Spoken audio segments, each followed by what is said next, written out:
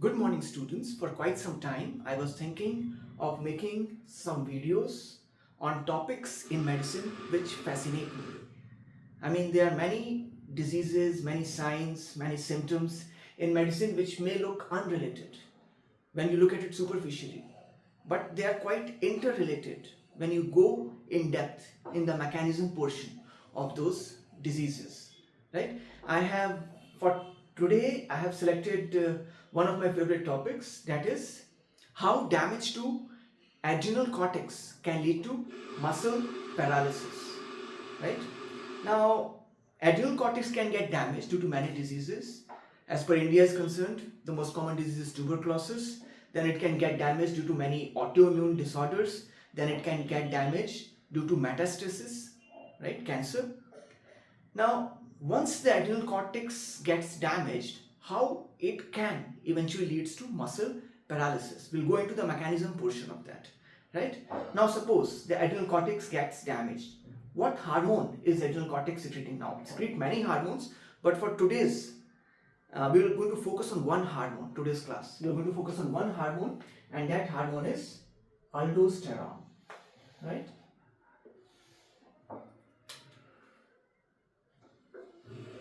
Now this is our kidney, and what it is secreting? Aldosterone.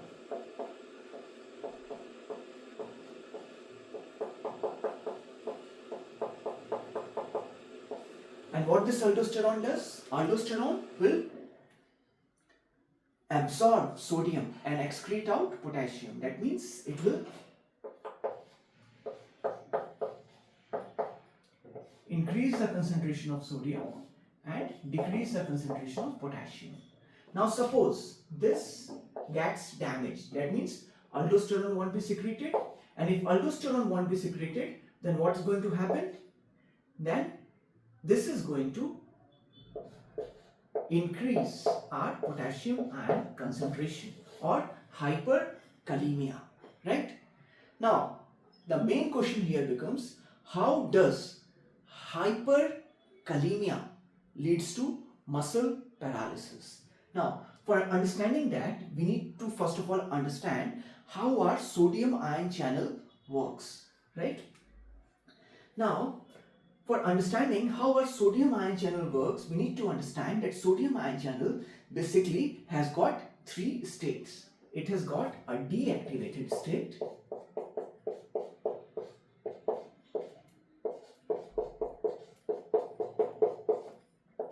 a activated state,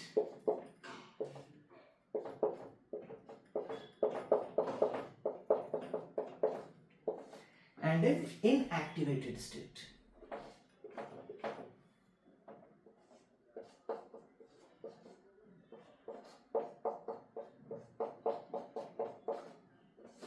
Right? Now what we are going to see in deactivated state of sodium ion channel, right?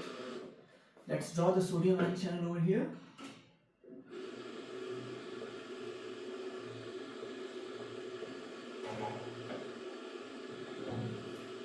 Right? Now sodium ion channel has got an activated gate and an inactivation gate, right? The activation gate will be like a flap over here, right? And inactivation gate will be like a chain,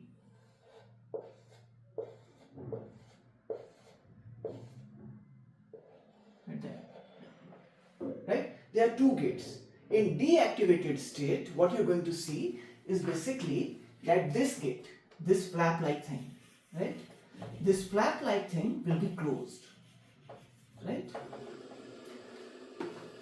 This flap-like thing will be lying closed.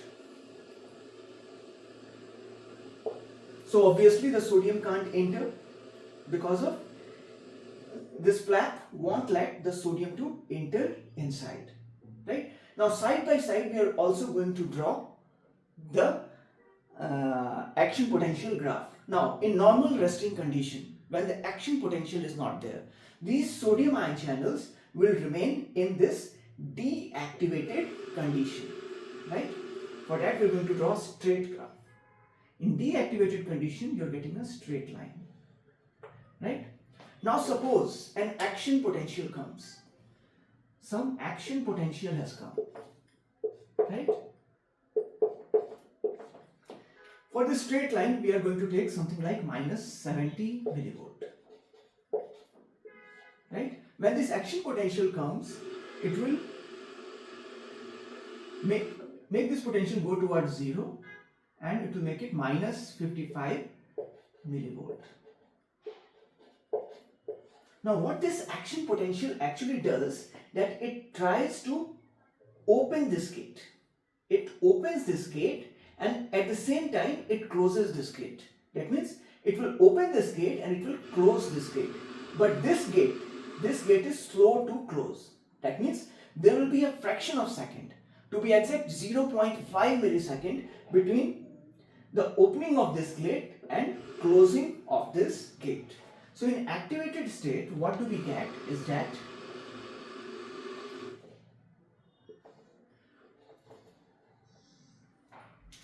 this gate is open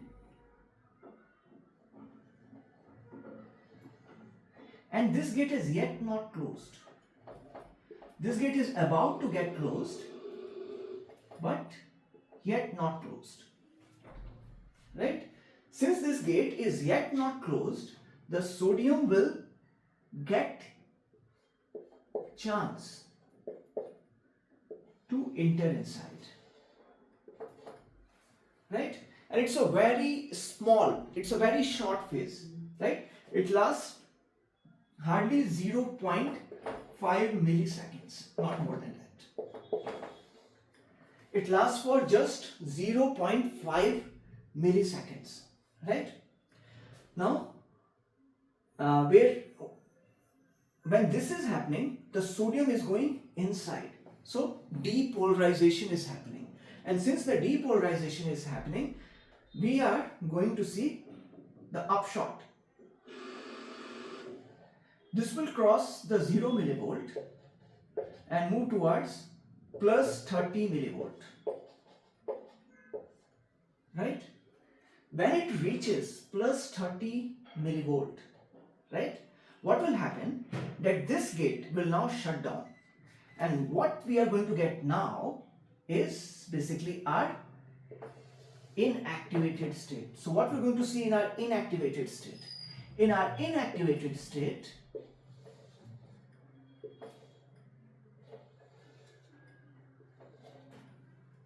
this will close down.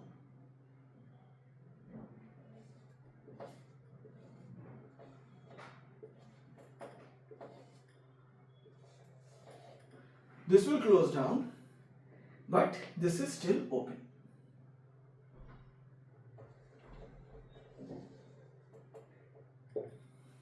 So of course sodium can't enter even now because this inner gate, the inactivation gate, has closed down. So sodium can't enter now, right? Sodium can't enter, right? So we have reached the peak, right? And at the peak, this inactivation gate has closed down, right? Now what is required for opening of this inactivation gate? For opening of this inactivation gate, the potassium inside the cell has to come out. If you take this phase of repolarization, the potassium has to come out. Now you take the case of a cell, right? Some kind of nerve cell, right? This potassium inside, and this potassium has to actually come out for repolarization to happen, right? But outside you have got lot of potassium. You have lot of potassium. Why we have got lot of potassium? Because there is no aldosterone to pump the potassium out. So we have got lot of potassium over here. And since we have got lot of potassium, what is happening? That repolarization won't happen. If repolarization won't happen, then this gate won't open. This gate won't open. And if this gate won't open, the sodium ion channel will get trapped in inactivated condition, right? So if you have to explain in one line why exactly the muscle paralysis happens, we can say that our sodium ion channels get trapped in inactivated state. Sodium ion channels, they get trapped. Trapped in which state? Inactivated state. They get trapped in this state, right? And since they have got trapped in this state, repolarization won't happen. Repolarization is not happening. Sodium ion channel has got trapped in state. The nerve conduction won't happen. And if the nerve conduction won't happen, what you will get is muscle paralysis.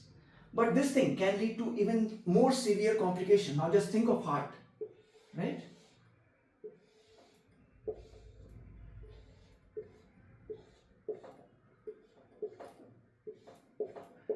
In case of heart, you have got SA node. Now conduction over here even won't happen. You won't get conduction even in case of these channels. And if there is no conduction, then these ventricles will start beating on its own. So you will have something called ectopic beats.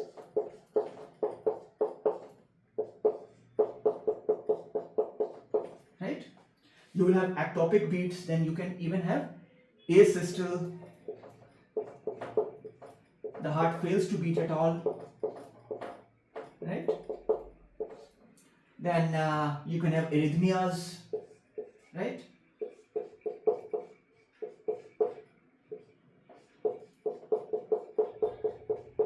What else can go wrong? I mean, if you take the case of this PQRS wave, right? Then the interval between this PR interval may be prolonged, then this QRS waves might be wide, then you will have tall T waves, very tall T waves. That means this interval, PR interval may be prolonged, this QRS complex may be wide QRS complex,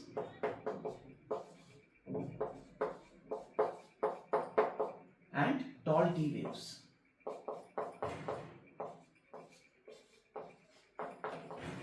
Just see how the whole thing is interrelated to each other. That's why we say medicine is so interesting, because all these things are interrelated to each other.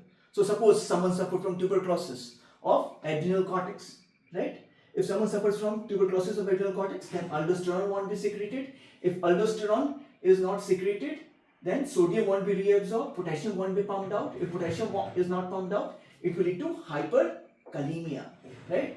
Since there is hyperkalemia, that means in the repolarization phase, right, the potassium won't be able to go outside and our sodium ion channel will get trapped in inactivated state, right? So action potential won't be conducted and you will get muscle paralysis, right? Hopefully this class, this video will help you in understanding the whole mechanism of hyperkalemia leading to muscle paralysis. Okay, wish you all the best. Okay.